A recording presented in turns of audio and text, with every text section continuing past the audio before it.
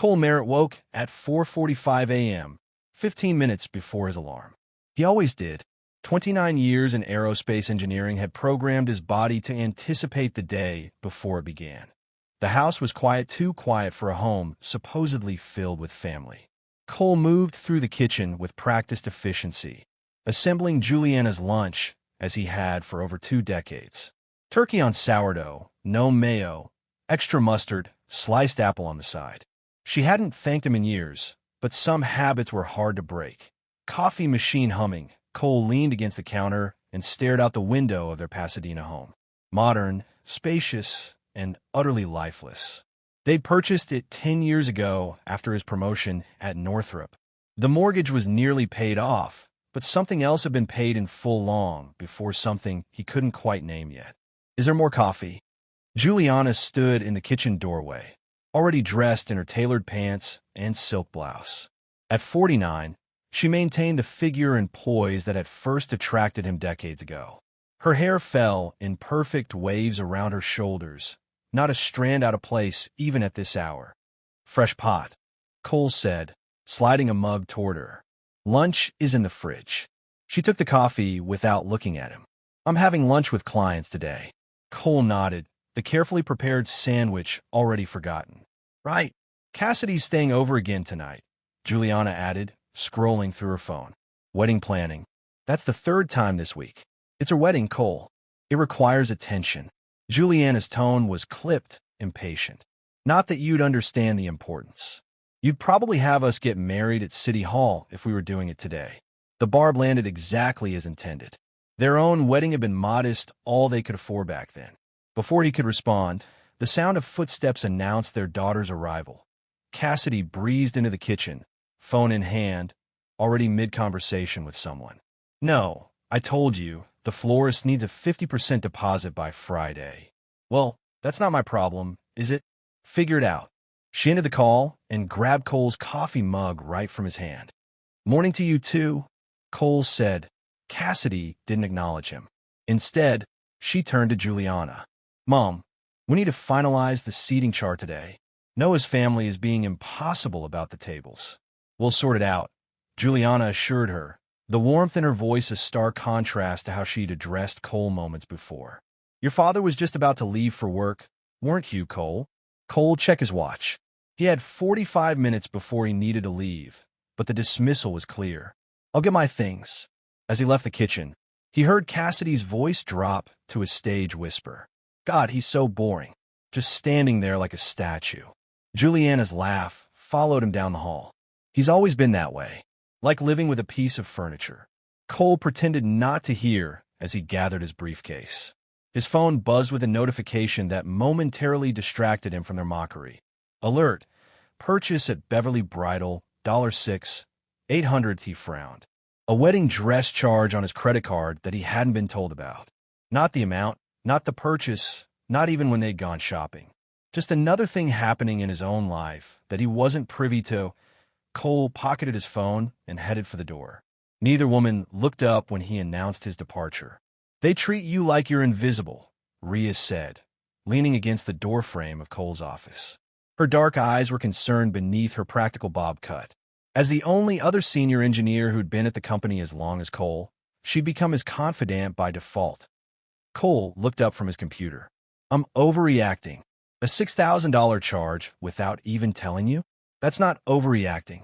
Rhea closed the door and took a seat. "Cole, how long have we known each other?" 15 years. And in 15 years, have I ever told you what you wanted to hear just to make you feel better?" Cole's mouth twitched upward. "Not even once." "Then believe me when I say this. People only push you off cliffs they know you won't jump from." She leaned forward. "You've made yourself too safe, too reliable. They know you'll never call them on their behavior." Cole rubbed his temples. "She's my wife. Cassidy's my daughter.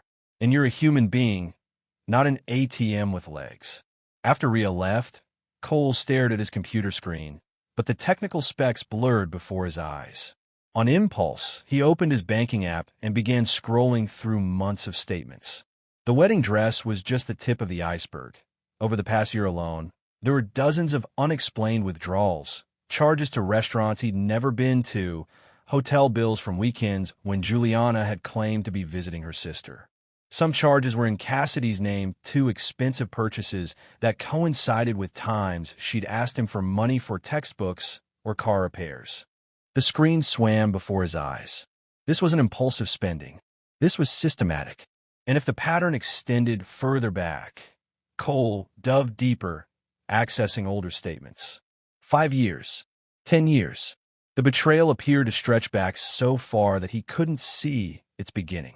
The restaurant buzzed with excited chatter. Cassidy had chosen one of the trendiest spots in downtown LA for the wedding planning dinner, an exclusive place where the wait for reservations stretched months unless you knew someone. Apparently, Cassidy did. Cole sat at the far end of the table, watching as his daughter held court. She'd grown into a beautiful woman, with Juliana's sleek dark hair and confident posture. But where'd she gotten that cold glint in her eye? That sharp tongue that cut people down without remorse? Everyone should have a seating card at their place, Cassidy announced, moving around the table with an elegant box. I hand-wrote them myself. Appreciative murmurs followed as she distributed the ornate cards. Noah, her fiancé, beamed proudly. A handsome guy with an easy smile that didn't quite reach his eyes when he looked at Cole. When Cassidy reached Cole's place, she placed a card down and moved on without a word. Cole turned it over. Cole Merritt. It read, and beneath it, +1 optional. The conversations around him didn't stop, but he felt several pairs of eyes flick toward him, then away. Noah's mother pressed her lips together, clearly uncomfortable. Juliana, seated across from him, took a sip of her wine, the slight curve of her lips visible above the rim of her glass. Cassidy, Noah's father said, too loudly, I think there might be a mistake on Mr. Merritt's card. Cassidy looked over, her face a perfect mask of innocent confusion. What? Oh, she plucked the card from Cole's fingers. Silly me. That was meant for someone else. But she didn't replace it with another. The moment stretched uncomfortably until Noah's mother changed the subject. The dinner proceeded, but Cole felt the humiliation like a physical weight on his chest. He excused himself as soon as it was polite to do so. Outside, in the cool night air, a hand caught his arm. Cole, wait. It was Lori, his sister, who'd driven in from San Diego for the dinner. Her face was tight with anger. You seen what I'm seeing yet? She demanded. You've been living with two shadows, pretending to be people. Lori, not now. Yes, now. Her grip tightened. I've watched them treat you like this for years, and you keep making excuses. That wasn't an accident in there. Your daughter just publicly humiliated you, and your wife enjoyed it. Cole stared at the traffic passing by. What do you want me to do? Make a scene. I want you to wake up, Lori said. I want you to stop being everyone's doormat. Cole gently removed her hand from his arm. I'll see you at home. Cole arrived home before the others. The house was dark and silent, a shell of expensive furniture and artwork that had never felt like a home. He went straight to his study and turned on his computer that a thought had been nagging at him since the dinner. Something Cassidy had said months ago when she thought he wasn't listening. Mom's iPad keeps syncing with Dad's old one in the study. Make sure you text on your phone instead. He opened the bottom drawer of his desk and pulled out the old iPad they bought years ago. He'd stopped using it, but never disconnected it from the family cloud account. It powered on with a soft glow. Notifications immediately began populating the screen. Messages, photos, calendar alerts, all Juliana's. He tapped on the messages first. His heart stopped. There, stretching back years, was a conversation thread between Juliana and someone named Victor Lennox. The most recent message had come through just hours ago. Victor, dinner looked tense. Everything okay? Juliana, fine. Cole has no idea. Never does. Cole scrolled upward through the history. Intimate messages. Explicit photos. Hotel bookings. Plans made and kept while he worked late or traveled for business. And worse messages that included Cassidy. Juliana, Cassidy can cover for me Friday. Cole thinks we're having mother-daughter time. Victor, smart girl, takes after her mother. Juliana, in every way that matters, his fingers trembling slightly. Cole opened the photos. There were hundreds spanning years. Juliana and Victor together. Intimate moments. Vacations he knew nothing about. Then he found the video. Cassidy, filming herself at what looked like a beach house. She turned the camera to show Victor in the background, raising a glass toward her. The real MVP, Cassidy's voice said, laughing. Cole sat in perfect stillness as the reality crashed down around him. The life he thought he had, the family he'd sacrificed everything for, was a fabrication. A cruel joke at his expense. With mechanical precision, he began downloading everything. Every message, every photo, every piece of evidence of a life that had been lived behind his back. His face betrayed nothing as the files transferred. There would be time for feelings later. Now was the time for facts. "You're sure about this?" Eli Tennyson asked, his voice low despite the privacy of the small bar where they Saturday. Cole nodded, sliding a USB drive across the table. After 3 weeks of silent investigation, he'd finally reached out to his childhood friend, now a paralegal at one of LA's most aggressive divorce firms. Everything's there. Bank statements, credit card records, messages, photos. 20 years of lies. Eli pocketed the drive. At 35, he was younger than Cole, but his eyes held the weariness of someone who'd seen too much of human nature's dark side in his profession. "And you want to do what exactly?" "I want to know my options." Cole took a sip of his whiskey. "Financial fraud, identity theft, she opened accounts in my name. And the affair. California's a no-fault state. I'm not talking about legal fault. I'm talking about truth." Cole's voice remained steady. "For 20 years, I've lived a lie without knowing it. I want to understand exactly what happened before I decide what to do about it." Eli studied him. "You've changed." The Cole I knew would have confronted them immediately. That Cole was a fool who trusted too easily. After meeting with Eli, Cole drove to a 24-hour gym he'd joined the week before. It was nearly empty at 10 p.m. He changed and headed for the weights, pushing himself through a punishing routine that left his muscles burning. Physical pain was clarifying. It occupied the space where emotional pain threatened to overwhelm him, and a muscular man in his 60s nodded approvingly as Cole finished his final set. "Good form. You new here? Just started. Divorce or midlife crisis?" The man grinned at Cole's surprised expression. "I've been a trainer for 30 years. I know the signs. Is it that obvious?" "Only to the trained eye." "I'm Derek." He extended his hand. Cole shook it. "Cole. Well, Cole, whatever you're going through, the iron doesn't lie. It's the same weight for everyone." For the first time in weeks, Cole felt something like peace. "That's exactly what I need right now. Something that doesn't lie." The next morning, Cole stopped at a pharmacy on his way to work. He purchased a DNA testing kit, paying cash. That evening, he found one of Cassidy's hairbrushes in the guest bathroom, extracted several strands with the root intact, and carefully sealed them in the testing envelope. He had begun to suspect the truth. Now he needed confirmation. The brunch was Juliana's idea. A pre-wedding celebration, she'd called it, for family and close friends. It was being held at their home, catered by the same exclusive company that would handle the wedding reception. Cole made a point of accepting the invitation, then simply not showing up. Instead, he spent the morning with Rhea, helping her move furniture into her son's new apartment. Physical work. Honest work. Something tangible and real. "Your phone's been buzzing," Rhea noted as they took a break, sitting on the steps with cold drinks. Cole checked it. 6 missed calls from Cassidy. 3 from Juliana. A dozen increasingly angry texts. He scrolled through them. The phone rang again. "Cassidy." "Hello," he answered calmly. "Where the hell are you?" Her voice was shrill with rage. "Everyone's here. Mom's humiliated. Noah's parents keep asking questions." "Hope it was fun," Cole replied. "I paid for the champagne." He ended the call and turned off his phone. Rhea raised an eyebrow. What was that about? Just setting some boundaries. Later that evening, Cole sat alone at a wine bar downtown, nursing a glass of Cabernet, when a woman stumbled slightly against his table. "Whoa, sorry." She steadied herself, wine sloshing in her glass. "These heels are death traps." "No harm done," Cole replied, noticing her slightly unfocused gaze and flushed cheeks. She squinted at him. "Wait, I know you. Merritt, right? Cassidy's dad." Cole straightened. "And you are?" "Arden Nash, wedding planner." She gestured to the empty chair across from him. Mind if I sit?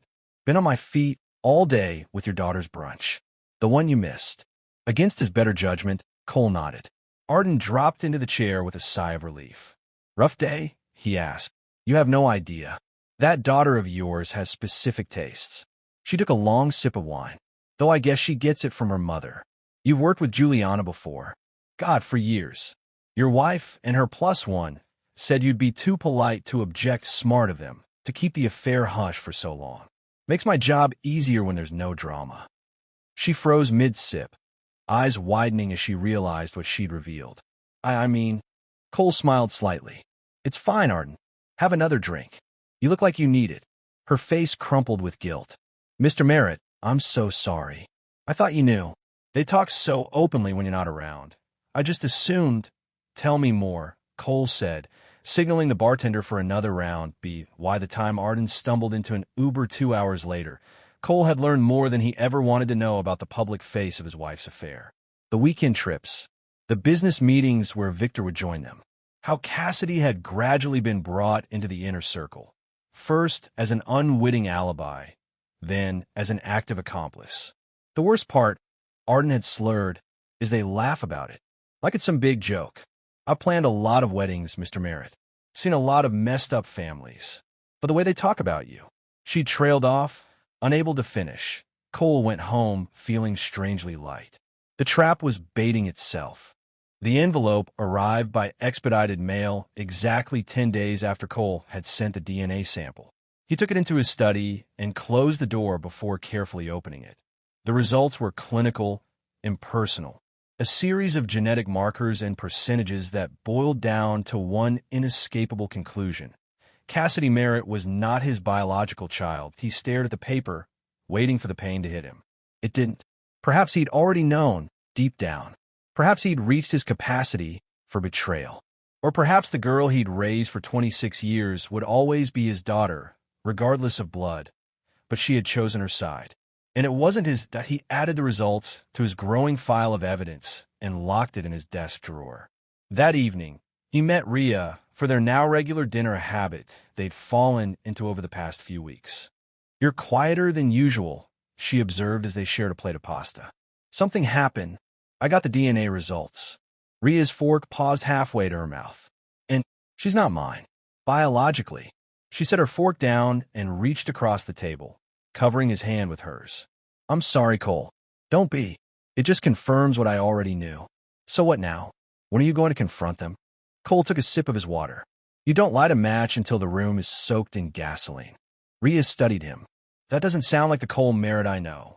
The Cole Merritt you knew was a fantasy. A convenient fiction created by a man who couldn't face the truth. He met her gaze directly. I'm done with fiction. Just be careful, she warned. Revenge has a way of burning the person who seeks it. It's not revenge, Cole corrected her. It's justice. In the weeks that followed, Cole maintained an outward calm that unnerved Juliana and Cassidy. He came home at regular hours. He attended to household matters. He even contributed to wedding conversations when asked directly. But he was preparing. With Eli's help, he began transferring assets into accounts only he could access. He found an apartment and paid 6 months' rent in advance. He arranged for discreet surveillance of Juliana and Victor, building a timeline of their meetings and activities. And he made an appointment with one of the most aggressive divorce attorneys in Los Angeles, one who specialized in cases involving financial fraud and infidelity. We need to talk about the wedding, Juliana said, cornering Cole in the kitchen one evening. Her tone was all business, as if addressing a subordinate. What about it? Cole continued making his sandwich, not looking up. I think it would be best if you didn't attend. That made him pause. You want me to skip our daughter's wedding? It's not about what I want. Juliana crossed her arms. Cassidy is stressed about the seating arrangements. Your presence complicates things. Because you'll be out of place. Her voice hardened. Noah's family is very traditional. They expect a certain kind of cohesion, and I disrupt the perfect family picture. Cole nodded slowly. What does Cassidy say about this? She agrees with me. As if on cue, Cassidy walked into the kitchen. Agrees with what? That your father shouldn't attend the wedding. Cassidy didn't even pretend to be conflicted. It makes sense, Dad. You just sit there being awkward. Plus, the venue is expensive per head. Cole studied his daughter's face-to-face he'd loved unconditionally for 26 years, regardless of whose genes she carried. The coldness in her eyes was foreign to him. Had it always been there, and he just refused to see it? I understand, he said finally, if that's what you both want. Relief flashed across their faces, quickly replaced by smugness. We can tell people you're ill or traveling for work, Juliana continued, already planning the cover story. No need for excuses, Cole replied. Just tell them I wasn't invited. Later that week, Cole met Lori for lunch. His sister was the only blood family he had left, and the only person who had consistently seen through Juliana's facade over the years. They've uninvited me to the wedding, he told her after they'd ordered. Lori's face darkened with anger. Those manipulative. Don't, Cole interrupted. It's actually perfect. How is being excluded from your own daughter's wedding perfect? Cole leaned forward. Because now I can plan my entrance on my terms. He lowered his voice. I've hired a videographer for the reception. He's creating a special montage that will play during the dinner. Understanding dawned in Lori's eyes. Cole, what are you going to do? Let them decorate the altar with lies, he replied. I'll bring the truth to the party. The Biltmore Hotel glittered with elegance on the day of Cassidy's wedding. Flower arrangements towered over guests as they filtered into the grand ballroom. A string quartet played softly in the corner. Every detail was perfect, just as Cassidy had demanded. Cole adjusted his tie as he waited outside the main entrance. He'd chosen a classic black suit, simple, understated, devastating in its perfection. A small USB drive weighed heavily in his pocket. As guests filed past, many did double takes at his presence. Some nodded awkwardly. Others pretended not to see him. Cole acknowledged each reaction with a calm smile. Mr. Merritt, a nervous-looking young man in a staff uniform approached. I don't see your name on the guest list. That's because I'm not a guest, Cole replied. I'm the father of the bride. The young man's eyes widened. Oh, I'm sorry, sir. Please go right in. The ceremony was already underway when Cole slipped into the back of the room. He stood against the wall, observing the performance before him. Cassidy looked beautiful in her gown, the one he'd paid for without being told. Noah looked handsome and nervous at the altar. Juliana sat in the front row, elegant in deep blue. She didn't look back, but the sudden stiffness in her shoulders told Cole she knew he was there. The vows were exchanged. Rings were placed on fingers. Promises were made that Cole knew firsthand how easily could be broken as the newlyweds processed out. Cassidy's eyes met his for a brief moment. Shock flashed across her face, followed by anger. Cole nodded slightly, his expression giving nothing away. The reception began with cocktails in an adjoining room. Cole kept to himself, nursing a single scotch as he watched the social dynamics unfold. Juliana worked the room like the skilled manipulator she was, accepting congratulations and playing the proud mother of the bride. When it was time for dinner, Cole found his place card on a side table with the overflow guests. It read, Cole Merritt, +1 optional. He placed it prominently at an empty seat at the main family table, then took his position at a small table near the back, alongside distant relatives and colleagues who looked uncomfortable with his presence. During the toasts, Noah's father stood and raised his glass. To the bride and groom, and to their families. Especially to Cole. He nodded toward Cole's table, who seems like the real backbone here. To many happy years ahead. Murmurs rippled through the room. Juliana quickly rose for her own toast, glass in hand. Thank you all for coming to celebrate Cassidy and Noah, she began, her voice honeyed with practiced charm. As a mother, there's nothing more fulfilling than seeing your child find happiness with someone who truly values them. Her eyes flicked to Cole. Hope you don't mind standing, Cole. You are never great at showing up. Uncomfortable laughter scattered through the room. Cole merely smiled and raised his glass in acknowledgement. The trap was set. All that remained was to spring it. The reception was in full swing. Dinner plates had been cleared, and the cake was being prepared for cutting. Cole caught the eye of the DJ and gave a slight nod. Ladies and gentlemen, the DJ announced, before we move on to the cake, we have a special video montage prepared by the father of the bride. Let's dim the lights and enjoy this tribute. The large screen at the front of the room flickered to life. It began innocently enough baby pictures of Cassidy, family holidays, school events. Cole watched Juliana's face relax slightly at the conventional opening. Then the tone shifted. A text message appeared on screen. Juliana, he's away this weekend. Meet me at the usual place. Another followed. Victor, can't wait. Does he suspect anything? Juliana. Cole? Please. He's too busy providing to notice. Gasps echoed through the room. Cassidy stood abruptly, her face pale. Turn it off. But the video continued relentlessly. Bank statements showing withdrawals and hotels. Photos of Juliana and Victor together at restaurants, on vacations, in intimate settings. Screenshots of conversations spanning years. Then came the DNA test results, displayed in stark black and white. A murmur swept through the crowd as the implications became clear. The final slide appeared. You lied, you betrayed, you stole. But today I give you the gift of honesty. Cole Merritt, not your father. The screen went dark. For a moment, complete silence filled the room. Then chaos erupted. Noah turned to Cassidy, his face twisted with shock and betrayal. What the hell is this? You knew about your mother's affair? Cassidy was frantically looking between Noah and her mother. I can explain. Noah's father stood up, his face flushed with anger. Who the hell is Victor Lennox? As if summoned by the name, a tall, distinguished man in his 50s rose from a table near the front. Victor himself, invited as a family friend. Noah lunged across the table, his fist connecting with Victor's jaw with a sickening crack. Security guards rushed forward. Women screamed. The perfect wedding dissolved into pandemonium. Through it all, Cole remained seated, watching the truth he'd lived with for months finally become everyone else's reality too. Noah's family stormed out, taking half the guests with them. The remaining attendees huddled in shocked groups, whispering frantically. Arden, the wedding planner, sat in a corner, openly weeping into a napkin. Cassidy stood in the center of the room, mascara streaking down her face as she screamed at Juliana. You told me he would never find out. You promised me. Lower your voice, Juliana hissed, gripping her daughter's arm. We can fix this. Fix this? Fix this. Cassidy's voice rose hysterically. My wedding is ruined.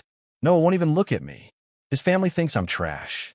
Cole moved toward the exit, his mission accomplished. He felt no joy, no triumph, only the quiet certainty that justice had been served. Juliana intercepted him before he reached the door, her face contorted with fury. You miserable, pathetic excuse for a man. You think this changes anything? You think anyone respects what you just did? Cole looked at her, really looked at her, for perhaps the first time in years. The beautiful face that had once seemed so full of love now appeared hollow, the features of a stranger. This wasn't for them, he said quietly. It was for me. You'll regret this, she spat. I'll make sure of it. A smile touched Cole's lips. Already did. That's why I'm done. He walked past her, out into the cool evening air. Behind him, the ruins of a wedding. Ahead, uncertainty, but at least it would be built on truth. The next morning, Juliana was served with divorce papers at the hotel where she'd spent the night. The documents detailed financial fraud, identity theft, and years of documented infidelity. A court order froze their joint accounts pending investigation. Simultaneously, Cole's attorney filed amendments to his will, removing Cassidy as a beneficiary. The trust fund he'd established for her future children remained, but under conditions that left her no direct access to the money. Cole moved into his new apartment that same day, with Lori's help. The space was modest but clean, with large windows that let in natural light. It contained only what he needed, no excess, no pretense. You doing okay? Lori asked as they unpacked the last box. Better than I have in years, Cole replied, and meant it. His phone had been buzzing all day with calls and texts from Cassidy. He finally silenced it without reading any of the messages. Whatever she had to say, it was too late. Around noon, Rhea arrived with takeout. I figured you might need lunch, she said, setting the bags on his new kitchen counter. And company. Thanks. Cole found plates in a half-unpacked box. News travels fast. Like wildfire. Victor Lennox's wife showed up at your house this morning. Apparently, you didn't know either. Cole shook his head. Collateral damage. I'm not proud of that part. She deserved the truth as much as you did, Rhea pointed out. Everyone did. In the days that followed, Cole established new routines. He went to work. He exercised at his new gym. He had dinner with Rhea twice a week. He spoke with his attorney about the divorce proceedings. He ignored the increasingly desperate messages from Juliana and Cassidy. Their problems were no longer his to solve point one evening. His doorbell rang unexpectedly. Cole opened it to find Cassidy standing there, her face drawn and pale. "Can I come in?" she asked, her voice small. Cole studied her for a long moment. "No." Her eyes widened. "Dad, please. I need to explain." "There's nothing to explain, Cassidy." His voice remained calm. "You made your choices. For years. So did I." "She manipulated me," Cassidy insisted, tears welling in her eyes. "Mom made me think." "Stop." Cole held up his hand. "You're an adult. You knew what you were doing. Every time you covered for her. Every time you mocked me. Every time you asked for money while laughing behind my back." A tear slipped down her cheek. "What about Noah? His family won't even speak to me. The wedding's been annulled. That's between you and Noah. Where am I supposed to go? Mom's a mess. The house is no longer my concern." Cole finished for her. "Neither are you. Goodbye, Cassidy." He closed the door gently but firmly, then leaned against it, listening to her sob on the other side. Eventually, her footsteps retreated down the hallway. Cole returned to his armchair and picked up his book. The pain was there, deep and real, but it no longer controlled him. Juliana tried playing victim in public, giving tearful interviews about her mentally unstable husband who had humiliated her family. But the video had gone viral within the wedding industry. Too many people had seen the evidence. Her social standing, built on carefully cultivated lies, crumbled beneath the weight of truth. 1 year later, Cole stood at a podium in a convention center ballroom, delivering the keynote address at an aerospace engineering conference. His presentation on innovative materials for spacecraft had drawn a standing room-only crowd.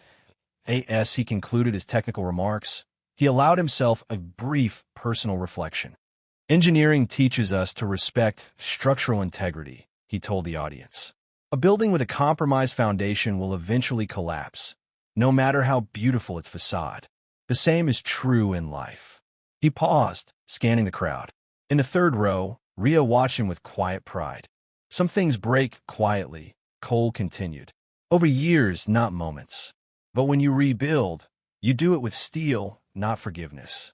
You build something that will last because it's honest, even if it's simpler than what came before." Applause filled the room as he stepped away from the microphone. Colleagues surged forward to shake his hand and discuss his presentation. Cole engaged with each of them, present and focused in a way he never could have been when living a lie. Later, as he and Rhea walked to dinner, they passed a wedding venue where a young couple posed for photos on the steps. The bride was laughing, her head thrown back in genuine joy, while the groom looked at her with unguarded adoration. Cole paused briefly, watching them, not with envy or bitterness, but with the clarity of someone who understood both the promise and the peril of such moments. "Happy?" Rhea asked, following his gaze. "Content," Cole replied. "It's better." He smiled slightly, not at what he had lost, but at what he had found. Then he turned and walked on, stepping firmly into a future of his own making.